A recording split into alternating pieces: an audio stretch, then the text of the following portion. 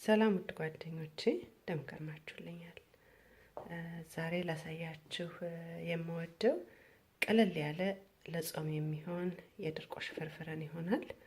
ለዛም የሚያስፈልጉን ነገሮች ቀይ ሽንኩርት፣ ነጭ ሽንኩርት፣ ዝንጅብል፣ ቲማቲም፣ በርበሬ፣ ጨው፣ ውሃ፣ ዘይት እንዲሁም ደግሞ ቅመም ይሆናል። እኔ የተጠቀምኩት ቅመም ጥቁር ቅመም፣ ኮረሪማና የወጥ መከለሻን አደባልቄ ነው የሚያረኩት። ያው ለጾም ስለሚሆን ቅቤ ስለማይገባ ስጋ ስለማይገባ ቃናውን ቆንጆ እንዲያደርገው በማሰብ ነው።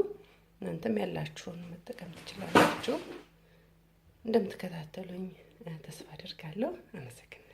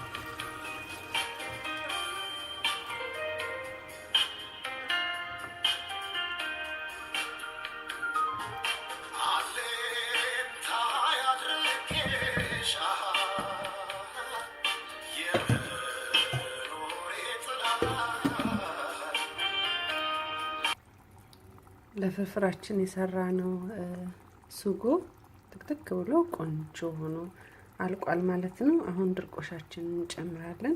ስለዚህ ከሰዓት ላይ አጥፍተን እናወጣዋለን ማለት ነው።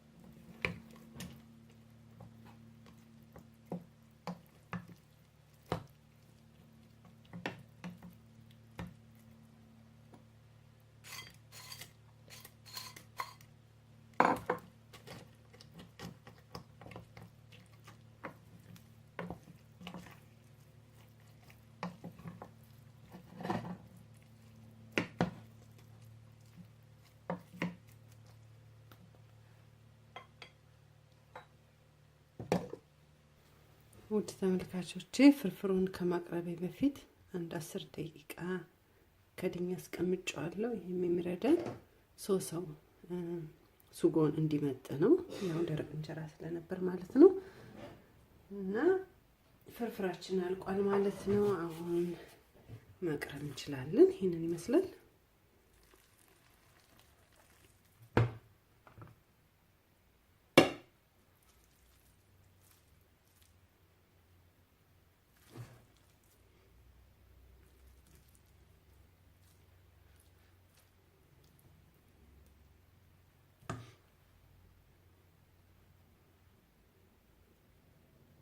ስለተከታተላችሁኝ አመሰግናለሁ።